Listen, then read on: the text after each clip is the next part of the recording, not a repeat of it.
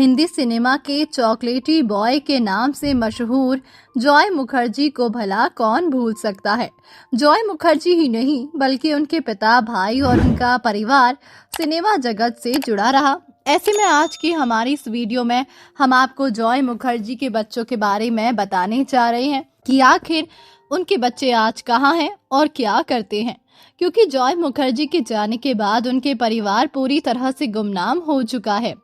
तो चलिए वीडियो शुरू करने से पहले हर बार की तरह आपको याद दिला दे, अगर आप हमारे चैनल पर नए हैं तो चैनल को सब्सक्राइब जरूर कर ले। जॉय मुखर्जी का जन्म 24 फरवरी 1939 को झांसी में हुआ था। उनके पिता का नाम शशिधर मुखर्जी और माता सती देवी थी, जो कि हिंदी फिल्मों के मशहूर अभिनेता अशोक कुमार की बहन थी। जॉय मुखर्जी के पिता भी फिल्मों से जुड़े हुए थे। वे मशहूर फिल्मालय स्टूडियो के सह-संस्थापक थे। जॉय मुखर्जी के भाई सोमू मुखर्जी प्रसिद्ध अभिनेत्री तनुजा के पति थे। तनुजा की पुत्रियां काजोल और तनिषा भी अभिनेत्रियां हैं। फिल्म सूत्रों के आदि गुरु कहे जाने वाले शशिधर मुखर्जी का पूरा परिवार फिल्मी रहा, किंतु उनके बेटे जॉय मुखर्जी को फिल्म अभिनेता बनना कतई पसंद नहीं था। अपने पिता के आसपास मौजूद रहकर उनकी फिल्मी गतिविधियों को बालक जॉय मुखर्जी नजदीक से देखा करते थे। शूटिंग के तमाम दृश्य उन्हें किसी तमाशे के समान लगते थे। जॉय मुखर्जी का इरादा टेनिस खिलाड़ी बनकर अंतर्राष्ट्रीय प्रसिद्धि प्राप्त करने का था। जब वो बीए की पढ़ाई कर रहे थे, तभी एक दिन उनके पिता ने पूछ लिया कि आखिर वो अपनी जिंदगी में क्या करना चाहते हैं। इस सवाल के साथ ही उन्होंने फिल्म हम हिंदुस्तानी का कॉन्ट्रैक्ट भी जॉय के सामने रख दिया। जॉय ने अनमने भाव से फिल्म ये सोचकर साइन कर ली कि चलो पॉकेट मनी के लिए अच्छी रकम मिल जाएगी। जब फिल्म का ट्रायल शो हुआ तो प्रीव्यू थिएटर से वो भागकर घर आ गए। पर्दे पर अपने अभिनय तथा लुक को वो बर्दाश्त नहीं कर पाए। जॉय मुखर्जी की किस्मत में टेनिस खिलाड़ी बनने की लकीरें नहीं थी। उन्हें 2-3 फिल्मों के और प्रस्ताव मिले। शुरू में उन्हें झिझक रही, धीरे धीरे उनकी फिल्मों में दिलचस्पी बढ़ती चली गई। इसका परिणाम भी सामने आ गया। वे अपनी बीए की पढ़ाई में पिछड़ गए और तृतीय श्रेणी में उत्तीर्ण हुए। उन्हीं दिनों फिल्मकार बिमल रॉय फिल्म परख बनाने जा रहे थे। उन्होंने जॉय की कुछ फिल्में देखी और परख के लिए नायक की भूमिका उनके सामने रखी। अपनी जरूरत से ज्यादा व्यस्तता के चलते जॉय ने मना कर दिया। बिमल रॉय ने बसंत चौधरी को लेकर वो फिल्म पूरी की। जॉय मुखर्जी की दूसरी फिल्म थी लव इन शिमला। इसे नई डायरेक्टर R.K. नैयर निर्देशित कर रहे थे। एक सिंधी फिल्म में काम कर चुकी अभिनेत्री साधना को नायिका के तौर पर लिया गया था। इस फिल्म की अधिकांश शूटिंग शिमला में हुई थी। शूटिंग के दौरान आसपास के दर्शकों की जमा भीड़ में से कुछ तानाकशी की आवाजें जॉय मुखर्जी के कानों में गूंजती थी। ये क्या हीरो बनेगा, ये क्या एक्टिंग करेगा, आईने में इसने अपनी सूरत देखी है। ये सब सुनकर जॉय चुप रहते थे, क्योंकि जवाब के लिए कोई सुपरहिट फिल्म उनके पास नहीं थी। Love in Shimla film superhit साबित हुई। जॉय को स्टार का दर्जा मिल गया। साधना ने बालों की नई स्टाइल इजाद की, जो लड़कियों में साधना कट नाम से लोकप्रिय हुई। लव इन शिमला के दौरान ही R.K. नैयर और साधना को भी प्यार हो गया और उन्होंने विवाह कर लिया। सन 1963 में बनी फिल्म फिर वही दिल लाया हूँ जॉय मुखर्जी के करियर की उल्लेखनीय फिल्म रही, जिसमें उन्होंने अपने करियर की सबसे यादगार भूमिका निभाई। देखते ही देखते जॉय सफलता की बुलंदियों पर पहुंच गई। लव इन शिमला के बाद इसे महज संयोग ही मानना होगा कि जॉय मुखर्जी को लगातार रोमांटिक फिल्में करनी पड़ी, जैसे love in Tokyo Asha Parekh के साथ, शागिर्द सायरा बानो के साथ, एक मुसाफिर एक हसीना और एक बार मुस्कुरा दो।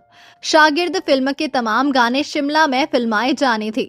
लगातार 12 दिनों तक पूरी यूनिट के लोग प्रातः जल्दी से तैयार होकर बर्फीले पहाड़ों पर पहुंचते, लेकिन बादलों की लुका छिपी में सूर्य डूबता तैरता चलता था और शूटिंग का सारा समय बर्बाद हो गया। यूनिट को इस बहाने इस खूबसूरत शहर में ठहरने और पिकनिक मनाने का मौका मिल गया। जॉय मुखर्जी की अधिकांश फिल्मों की कहानी प्रेम पर आधारित थी, इसीलिए तमाम फिल्मों को कश्मीर के सुंदर लोकेशन पर फिल्माया गया। जॉय मुखर्जी ने अपनी समकालीन जिन तारिकाओं के साथ काम किया, उनमें वैजयंती माला के प्रति हमेशा उनके मन में हमेशा आदर भाव रहा। माला सिन्हा, शर्मिला टैगोर, आशा पारेख और सायरा बानो सबसे उनके अच्छे संबंध रहे। विदेशी कलाकारों में जॉय को ग्रेगरी पैक ने आकर्षित किया। देवानंद जिस तरह ग्रेगरी को कॉपी करते थे और अपनी हेयर स्टाइल भी वैसे ही रखते थे। कुछ इस तरह के रोल मॉडल का भाव जॉय के मन में बराबर बना रहा। अपने प्रशंसकों से लगातार मिलना या हाथ मिलाना अथवा ऑटोग्राफ देना जॉय मुखर्जी को पसंद नहीं था।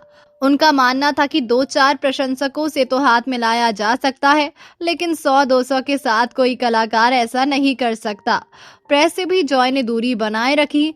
वे अभिनेता नहीं बनना चाहते थे, मगर बना दिए गए, इसीलिए ग्लैमर वर्ल्ड के लटकों झटकों से अनजान थे।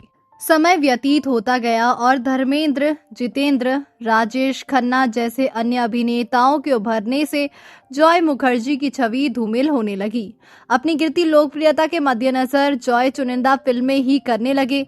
प्रकृति के सुंदर दृश्य तो जॉय मुखर्जी को आनंद से भर देते थे, मगर बार बार और हर बार हीरोइन को देख नकली मुस्कुराहटें चेहरे पर लाना, गाने गाना, पेड़ों के इर्द गिर्द घूमकर नाचना उन्हें कतई रास नहीं आता था। वे जिंदगी का ट्रैक बदलना चाहते थे। उन्होंने फिल्म हमसाया का निर्देशन किया, लेकिन फिल्म फ्लॉप हो गई। इस पर जॉय का सोचना था कि ये उनका गलत समय में लिया गया गलत फैसला था। उन्होंने हमसाया के बाद राजेश खन्ना और जीनत अमान को लेकर उन्होंने छैला बाबू फिल्म भी निर्देशित की, किंतु इस बार भी नाकामयाबी हाथ लगी। माता पिता की मौत से जॉय मुखर्जी को जिंदगी का नया चेहरा देखने को मिला। जॉय मुखर्जी की पत्नी का नाम नीलम है। वे 2 पुत्रों और 1 पुत्री के पिता थे। जॉय मुखर्जी एक प्रतिष्ठित फिल्मी परिवार से थे। उनके पिता शशाधर मुखर्जी एक सफल निर्माता और फिल्माल्या स्टूडियो के सह संस्थापक थे और मां सती देवी दिग्गज अभिनेता अशोक कुमार की बहन थी। जॉय मुखर्जी की पत्नी का नाम नीलम मुखर्जी और उनके 3 बच्चे, 2 बेटे सुजॉय, मोनजॉय और 1 बेटी सिमरन है। सुजॉय मुखर्जी वे एक फिल्म निर्माता और अभिनेता के रूप में काम कर रहे हैं। उन्होंने कल्पवृक्ष नामक फिल्म से निर्देशन में कदम रखा। इसके अलावा उन्होंने अपनी शॉर्ट फिल्म अब मुझे उड़ना है के लिए प्रशंसा प्राप्त की है और वे चुनौतीपूर्ण भूमिकाएं निभाने में रुचि रखते हैं। मोनजॉय मुखर्जी वे भी फिल्म निर्माण के क्षेत्र से जुड़े हैं। सिमरन वे सार्वजनिक रूप से लाइमलाइट से दूर रहती है। हिंदी फिल्मों के इस मशहूर अभिनेता का 9 मार्च 2012 को मुंबई में निधन हुआ। एक लंबी बीमारी के बाद उन्हें मुंबई के लीलावती अस्पताल में भर्ती कराया गया था। मार्च 2012 की सुबह 9:30 बजे उनका निधन हुआ। उनके फेफड़े काम नहीं कर रहे थे और वो सांस नहीं ले पा रहे थे। यद्यपि जॉय मुखर्जी हिंदी फिल्मों के बेहद सफल अभिनेताओं की सूची में शामिल नहीं हो पाए थे, फिर भी वे कला के प्रति समर्पित थे और दर्शकों पर उनकी छाप थी। फिल्मी बाजार में सौदेबाजी करने से वे हमेशा ही दूर रहे, किंतु सिल्वर स्क्रीन के इस रोमांटिक अभिनेता पर फिल्माए गए सुरीले और मधुर गीत आज भी उनके प्रशंसकों के दिलों में गूंजते हैं। तो दोस्तों, अभी के लिए बस इतना ही। मिलते हैं अगले वीडियो में, तब तक आप अपना ध्यान रखिए। Bye bye.